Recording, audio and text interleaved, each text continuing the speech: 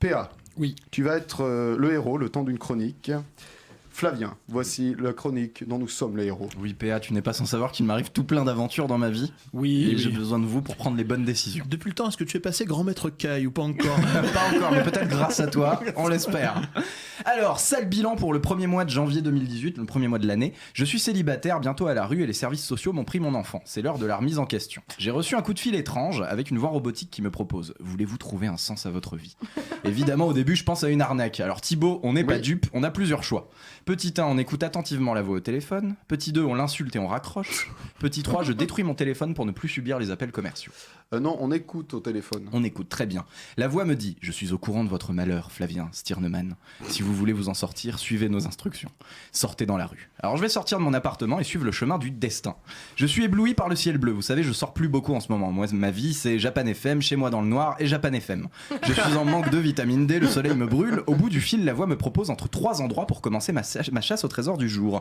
PA, je vais où pour commencer? Petit 1, au Lavomatique, où d'après la voix, je pourrais laver mon linge sale en famille. Petit 2, au Vidéoplanète, l'un des derniers vidéoclubs de Paris.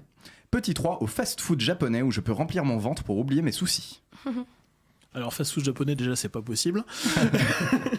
On va dire le Vidéoplanète parce que j'ai une grande tendresse pour les locations de vidéos. Très bien. Feu les locations de vidéos.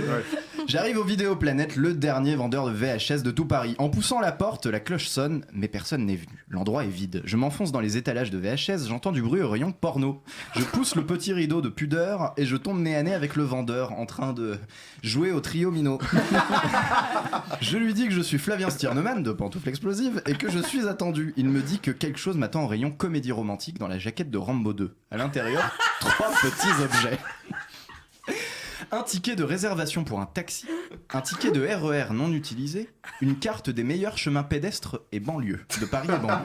Le téléphone sonne à nouveau, la voix me dit: vous avez le choix du moyen de transport. Votre rendez-vous est à Nanterre, dans un parking réservé. Je suppose que ça nous donne 3 moyens de transport au choix pour atteindre la prochaine étape, à savoir Nanterre. Du coup, Léa, on opte pour quoi? Petit 1, on prend le taxi. Petit 2, on prend le RER. Petit 3, on y va à pied. On est où? On est à Paris. On est où dans Paris? Sans train. Au Vidéoplanète, suis un peu. Du coup, on n'y va pas à pied parce que c'est trop long, c'est trop chiant. Ça peut Ça être sent la chronique chiante après. Du coup, prenons le taxi. Le taxi. On appelle le taxi correspondant au ticket. Apparemment, il y a eu un problème d'effectif. La course aura 45 minutes de retard et sera facturée 60 € de plus pour le déplacement de l'intérimaire. J'ai d'autres chats à fouetter, donc je vais faire comme tout le monde. J'appelle un Uber.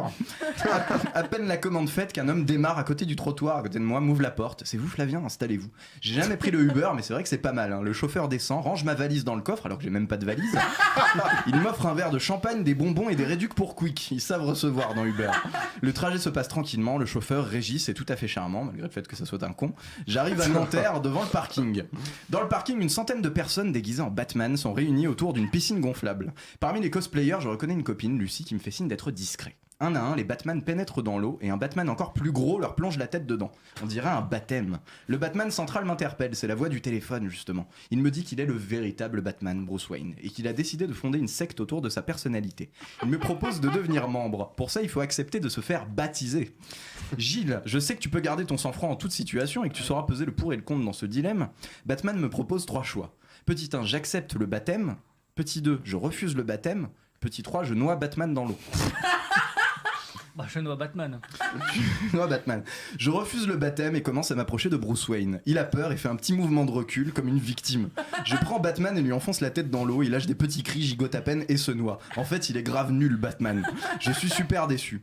La secte des fans autour de moi commence à m'applaudir. Je suis désormais leur leader et on verra la semaine prochaine comment ça se passe dans une secte. Alors, un petit conseil, révisez votre Batman. Merci Flavien. Fabien.